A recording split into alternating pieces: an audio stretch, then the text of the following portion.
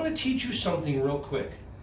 If you ever hear a voice in your head tell you something, I want you to think, is the voice that's telling me something helping me or saying something sad at me? It's just something that's there. And then sometimes I hear the voice in my head, and the voice in my head says something like, "You're really, really chubby today."